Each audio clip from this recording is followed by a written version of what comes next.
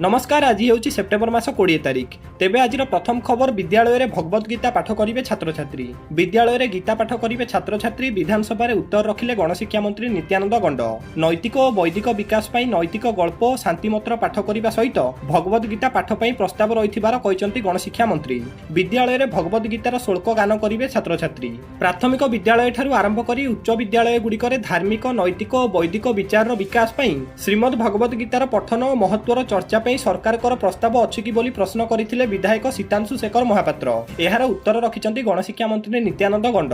तेबे परवर्ती खबर विधानसभा रे सार ताती। गतकाली विधानसभा रे हट्टगोल होईछि। पूर्वाह्न मात्र 4 मिनिट चलथिला गृह।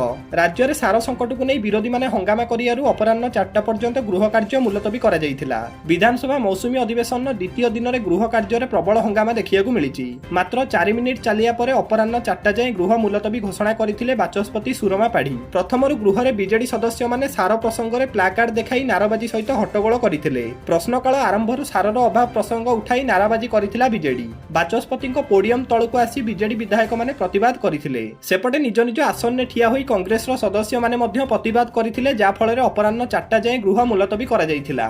तेबे परवर्ती खबर पुणी अमेरिका रे भारतीयों को हत्या।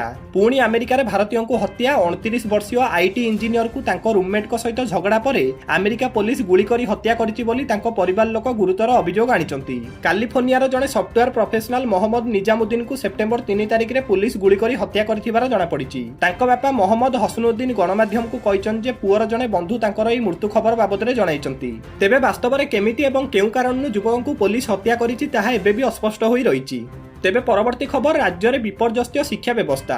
राज्य में विपर्यस्त हो पड़ी शिक्षा व्यवस्था। विद्यालय ठारू आरंभ कर विश्वविद्यालय शिक्षा व्यवस्था रे अनेक अव्यवस्था देखा मिली। विधानसभा रे प्रश्नर उत्तर रखिछन्ति विभागीय मंत्री। 9टी जिले में छात्री निर्यातना 32टी मामला रुजु होईछि। 17टी विश्वविद्यालय में बढ़ी शारीरिक मानसिक और यौन निर्यातना। 17 विश्वविद्यालय में 1404 अध्यापक एवं विभिन्न ब्लॉक रे 105टी बीईओ पदवी खाली पड़ी। राज्य में 9टी जिले में छात्री निर्यातना 32टी मामला रुजु होइतिया बेले कंधमाल जिलार बालीगुड़ा सरकारी हाईस्कूल सर्वाधिक 11टी मामला रही। सुंदरगढ़ ठाकुरपाली पुष्पा मंजरी सरकार हाईस्कूल एवं पंचायत हाईस्कूल गुरुंडिया 2टी लेखाएं मामला रही। कांग्रेस विधायक तारा प्रसाद बाहिनीपति प्रश्न में गृह शिक्षा मंत्री नित्यानंद गंड लिखित उत्तर देइचंती। सेपटे राज्यर 17टी विद्यालय में बढ़ी शारीरिक मानसिक एवं यौन निर्यातना। 19 जन छात्री निर्यातनार शिकार होइचंती। 6 जन यौन निर्यातना, 9 जन को मानसिक निर्यातना और 2 जन छात्री को अभद्रचित व्यवहार करा जायछि। तेबे परवर्ती खबर एणिकी स्कूल ड्रेस पिंधिले बस नेबनी टंका। सरकार कले बड़ घोषणा, लाभ पाइबे स्कूल पिला। कारण एणिकी स्कूल किंबा कॉलेज पिला यूनिफॉर्म पिंधि आई कार्ड पकाई बस रे गले देबाकू पड़िबनी कोनोसी टंका। एमिति किछि घोषणा करचंती राज्य सरकार। ठीक समय रे स्कूल और कॉलेज रे केमिति पिला पहुंची परिबे ताहाकू दृष्टि रखी सरकार एई निष्पत्ति नेइचंती। एठारे स्पष्ट भाबे कहि रखुछु केवल सरकारी बस रे लाभ पाई परिबे, घरोई बस रे एई लाभ मिलिबो नाही। तेबे परवर्ती खबर आसुची बड़ वर्षा। 26 रु बदलिबो पाग।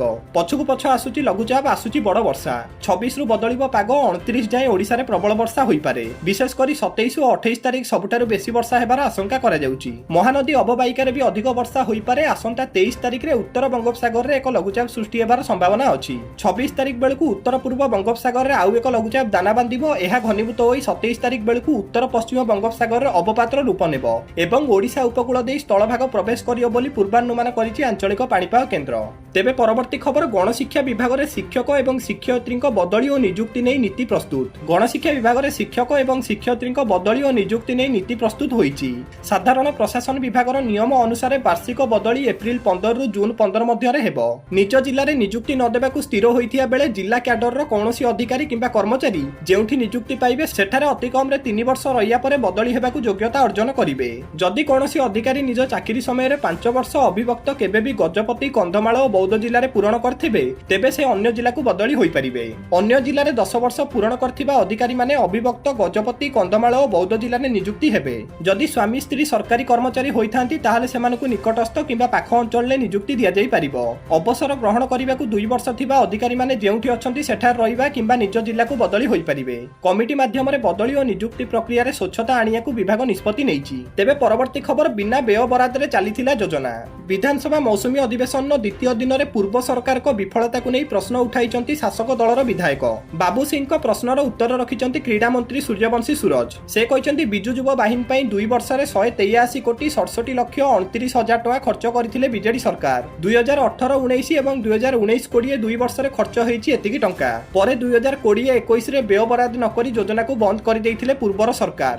ରାଜ୍ୟ ସରକାରଙ୍କର ବିଭିନ୍ନ ଜନହିତକର ଯୋଜନାର କାର୍ଯ୍ୟକାରିତା ବିଷୟରେ ଜନସାଧାରଣଙ୍କୁ ଅବଗତ କରାଇବା ତଥା ଯୁବଗୋଷ୍ଠୀଙ୍କ ଦ୍ୱାରା ବିଭିନ୍ନ ସ୍ୱେଚ୍ଛାସେବୀ କାର୍ଯ୍ୟକ୍ରମ ମାଧ୍ୟମରେ ଲୋକମାନଙ୍କୁ ସଚେତନତା କରାଇବା ଇତ୍ୟାଦି ଏହି ଯୋଜନାର ଆଭିମୁଖ୍ୟ ଥିଲା।